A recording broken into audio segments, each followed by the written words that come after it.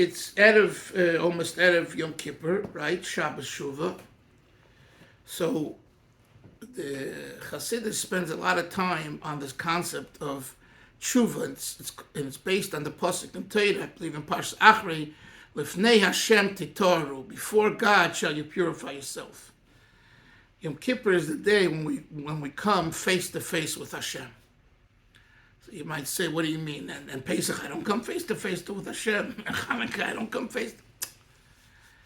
Every Chag, every Yom Tov, every Jewish festival has its energy. And if you mix the energies, you're mixing borscht with kasha, with salt and pepper and sugar, and it tastes horrible. You have to compartmentalize and know exactly what's what. So what is the days of tshuva, Aseres Yemei Tshuva? Today is what they call Yud Gimel Midas HaRachamim, right? Today is the closest Monday or Thursday to Yom Kippur is called Yud Gimel Midas HaRachamim. Since Yom Kippur is Monday, today is the Thursday before. So today, for example, in Shul, in the morning, where normally the aliyah sell for, excuse me, $3 to $5, today it's sold for $50. And two individuals were bidding against each other, and then they, I guess, worked it out. But the point is, why so much more money? From $3 to $5 to $50. The answer is because today you give them with the Sarachamim, and there's a special energy. And let me tell you, if in 1929, the Frierdiker Rebbe was in Brownsville, New York, in Brownsville, Brooklyn, for Rosh Hashanah. Originally, when he came September 12th to 13th to America to visit, he came to the pier, to Manhattan, and he was taken from there to Borough Park, to where I live. There was a Lubavitcher of Rabbi Simpson. He just bought a new house, and he was dedicating the shul, and he had 3 floors. On one of the Chabad videos, America's No Different, or something like that, you could see the actual house. In 1934, a fire devastated the house, burnt the house, and it was no longer there.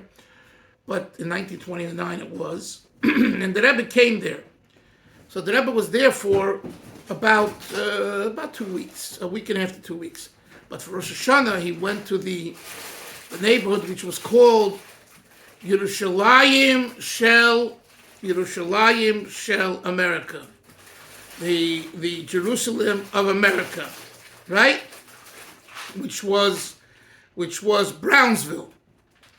In the 1920s and 30s, Brownsville had hundreds of shtibla, and in addition to that, large shuls. It was mamish like a Yerushalayim.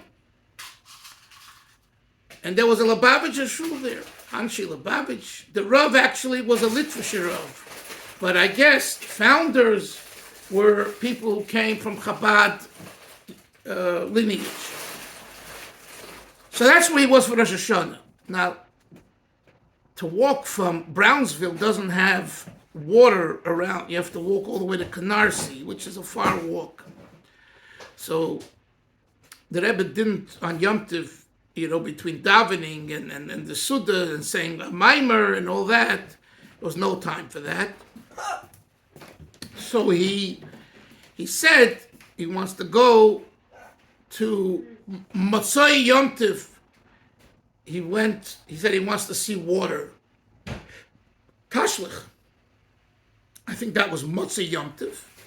And additionally, on this day, I don't mean this day today, whenever Yud Gimel Midas HaRachamim was that year, 1929, he went again to do the Tashlich. So today is a very, very special day for Tshuva and Tefillah.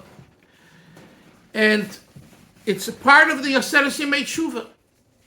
Then we have Shabbos. Shabbos is Shabbos Tshuva. And then we have Sunday, which is Erev Yom Kippur, which is a special day on its own. You're supposed to eat twice as much. And then we have Yom Kippur. So you see how almost every day, there's something special in Aseret Yemei Teshuva. In a way, it's like Rosh Hashanah finished Sunday night. It's great for people that work. They can start their work Monday, got a full week of work through Friday here in America. And then Sunday is Sunday, and then Monday, okay. The truth is, there's a whole avodah going on here. There's a whole avodah going on with Teshuva. No, what does it mean to do Teshuva? What does it mean to do Teshuva? I think I want to propose Teshuva means very simple. Teshuva. Take one issue in your life, one issue, and say to yourself, this is the issue that I want to think about, regret, and change. And for the upcoming year, I don't want to have that anymore. I don't want to deal with it. I don't want to, I want to forget it, but in a cleansing way. Anything more than that for us today is too much. Now, I'm not talking now about the practical side, do this or don't do this. No. I'm talking about in feeling, what we're learning about in Tanya, in Regesh. You know how easy it is to be upset with others around us. It is so easy. And you have a right. You have a right. Sometimes you have a right. And it's very, very hard to change your feelings. It's very hard. So when the Aseret Yemei Teshuva come, it's like I was dialoguing with someone yesterday, and the person says, so I was going to do something for them, and I said, but if I do that, that means I'm letting other people know about you in whatever situation it is. The person says, I've lost my shame, so it doesn't bother me. And the person was saying that from a good way. In other words, I used to care what other people say about me. I used to care about how other people perceive me. Now I don't. Now, of course, that attitude can be a very devastating attitude where a person says, I'll do what I want and everyone else can go somewhere. I'm not talking about that. I'm talking about where a person comes to realize that Hashem is in control. Recently someone who I know, a successful business person, like overnight, for whatever reason, the business and his partners, it changed overnight. Like you would think someone who is so successful and so in control and all that, how could it be? How could it be? Because the world is like an egg on top. It's round on top. Sometimes you're on top. Sometimes you're in the bottom. Sometimes you're to the right. Sometimes to the left. And as long as you know that it's revolving and you hold on, Chabad is an expression, Avi, men halt sechon in the klamke. Klamke is either a Yiddish or Russian word for doorknob, the doorknob. Men halt sechon in the klamke. So in Chabad, by Chabad Chassidim, it means holding on to the Rebbe, to the Tzaddik.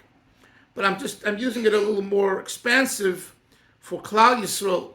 You have to hold on to the Eibishter. And you have to ask Hashem to give you the koyach to be able to overcome. But first you have to really want to overcome. A lot of people say, I tried this issue in Teshuva and I tried this and it doesn't go. My friend, it doesn't go because you really don't want that. You say you want it, but you really don't want it. If you really want it, you wouldn't do it. You understand? It's the Ratzon. So what I'm getting at is that Teshuva, this Aseret Yemei Teshuva and Shabbos Teshuva, and today you're giving me the Serachamim. Teshuva is to return to yourself. Who is the real person? Who are we? You know? And the answer is, on the Shema that Hashem gave us, Tahirihi, Ata Baroso, Ata Yotzarto, Ata Nafachto. The neshama is pure, pure, pure, pure. All the pollutive items that gather onto the neshama, these 10 days, we say, hey, throughout the year, I allowed myself to have these pollutants to get to me. But now, away, you blow them off. I want to go back to my pure self. And when you go back to your pure self, hey, it's such a cathartic experience. You feel great. You feel like $1,000,000. Number two, you realize that there's another expression in Yiddish. I like this expression. Mir zen kleine Menschalach. We are small people. Kleine means small, Menschen or Menschalach, right? Small. Today they would use the vernacular. We're small dudes. We're not a dude. We're a small person. You know, it's garnished. It's like Ka'ayim ve'efes. You know, and you say this Rosh Hashanah. You know, there's some tefillahs that say what I just said in Hebrew and in the words, and you know, kecheres hanishba, right? In the after you blow the shofar in the musaf, you say areshes foseinu, right? And you say that says it's either there or before kecheres. We're like a broken earthware, pottery. Vessel. Yeah, but a vessel, but pottery, kicheres, right? Why cheres? Avi, why cheres? You only said a vessel. It's not just a vessel. It's a certain type of vessel. Cheres, earthware. Why? Because it was Makabel Tumah. It's Makabel, that's right. But also, cheres is very strong. You make a cheres in a kiln, you know? It's made with fire. So a regular keli, a regular vessel, it's easier to break. It shatters. But cheres, and you all know that the way you can't kasher cheres so easily, right? Glass you can kasher, and then this you can kasher, metal, wood, but cheres. So cheres represents tough. So here is a person who is tough, and the same person we realize is kicheres hanishba. It shatters, disintegrates. The greatest can fall and fall and fall. And Achman Litzlan, Ha'ili Siyef Chas Shalom. Sometimes you see such a great person who has Achman Litzlan, let's say dementia or Alzheimer's. They forget their learning. And they don't know who they are. They don't know who you are. I mean, your heart like, oh, right? He's 70, 75 years old. And look what's happened. You know what I'm saying? It's painful, and at the same time, it should humble us. That, you know, there's no guarantees here. I don't care how much Torah you know, and how frum you are, and how much chesed you do. Hashem is the balabos. And we're very, very infantile. And this is why we say these ideas, not Moshe to make us feel bad, but just to wake us up. We have to wake up. Kecheres hanishba. Or someone who was so wealthy and all of a sudden he loses. You know how many people? I remember I met someone who was very successful, and he tells me selling life insurance. And I say, I thought you were in diamonds. I didn't want to say you were very successful.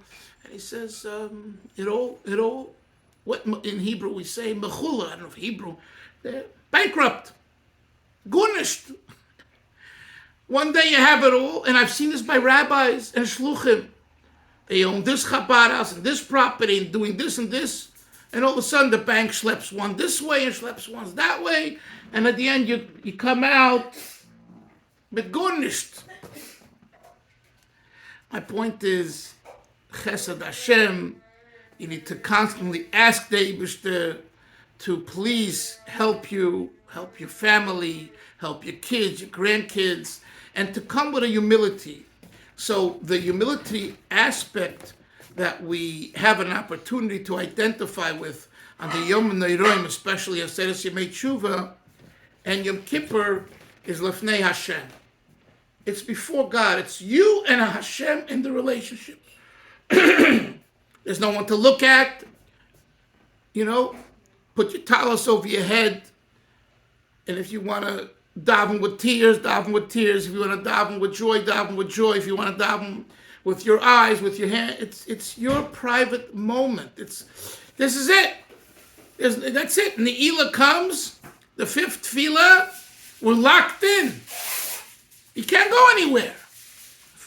We're talking about the Ruchnias. You're locked. Ne'ilah means a lock. The Aron Kodesh is open the whole time. You're locked with Hashem. Eye to eye. There's no bluffing here. There is no room for bluffing because you're standing eye to eye with God. He's looking right into your eyes. You're looking into eyes. What, are you going to be a liar now? How low can you be? You've been lying all your life and all your year, and now you're going to lie too. So to yourself, be Moidal Emes and say, Hashem, I've been a liar. I've been a cheat. I've been and I've done good things, but compared to what I could do, like we learned in chapter 30, it's nothing. It's nothing. This is not Musar. This is Chassidus. Chassidus wants a person to be, not Chassidus, Musar, Chassidus, Torah, Emes, be honest. And that's the idea. When you learn Chassidus, you understand that there's no shame, there's no guilt. All of that is out the window. It's between Lefnei Hashem to Torah. So that's the Nakuda I wanted to share with you of today and Shabbos and Sunday and Monday. And of course, in Chabad, we end the Yom Tov with the Napoleon's March. Ay, ay, ay, ay, ay, ay, ay, ay, ay, ay, ay, ay, ay. Right. Why do we end the? And I remember that Rebbe would get up on his chair. He got up on his chair. He was on a platform so that everyone, the 5,000 people in the shul, could see him. But that wasn't. He got up on the chair, mamish, like a king, and his talus was falling to the right and the left, and he pulled it back. I saw it. And he was patching by this song, and the place was electrified. You walked in those 10 minutes or so that this was happening, 5-10 minutes. You had to be another person when you came out. It was energy. If you think the Karlbach energy is great, which it is, it's 100-fold more. Okay, go into set. And even today, that I was physically not there, but the Hasidim still continue. It's gewaldig. So we end the Yom Tov.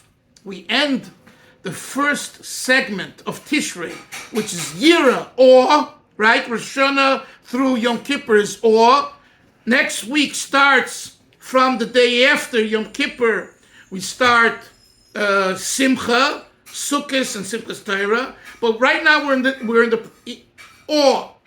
So how do you conclude awe with the ultimate Simcha Napoleon's March? That we are victorious. We blow the shofar, the Shana Haba Yerushalayim, and we're singing this niggin of Simcha, saying to ourselves and to Hashem and to everyone in the world, we won the war. And again, not, I'm this great guy who won the war. No, I invested, and I davened, and I fasted, and I cried, and I gave tzedakah, and and everything else that we do, go the extra mile. That said, as you made Teshuva, then we come out with a song shel simcha. And again, if someone can't dance because of their heart or their feet, you stand in your place and you clap and you have a happy punim. You know what I'm saying? You participate any way you can, and I'm sure even if most shuls, they probably don't do that. But nevertheless, there should be this tnua of simcha after the shofar and Shana Bo B'Yerushalayim, not because I can now eat, I'm starving. That's not why you should be happy. You should be happy because you had spent 10 days in intense avodah. I feel many years, I don't know if all years, but I feel a heaviness from the 10 days. It weighs on you, more or less, it weighs on you. So you'll say, oh, here again, I'm so happy. I'm glad these 10 days are finished. That's not what we mean. This is an opportunity that we have now, a real great opportunity to show what we're really made of. When we're dancing and we're singing and there's sukkahs and everything else, and there's food and there's friends, and there's Simchas Beis HaShe'eva, and it's kind of easier to go along with the flow. But during the 10 days, the Seder Simei Teshuva, where it's intense, to find that simcha, that's a greater avodah. So all of this comes out at the end of Yom Kippur. In Mitzvah Shem, I do want to learn Chassidus Tuesday, Wednesday, Thursday, if you're able to. If you all aren't able to on Thursday, let me know. But if you're able to, a half an hour, if you're able to, I'd love to learn Chassidus with you. Teach you Tanya, next chapter. Any comments, questions? Yes. Yes, Yonash. Yeah, I think I can do it next Thursday. Great. Next Thursday. Great. Anyway, Gemach Simah Tova to everyone. A good gebencht year. Thank you for everything. My pleasure and our pleasure, and everyone should have a good year. Zeites und Psuras Tovas. Bye-bye.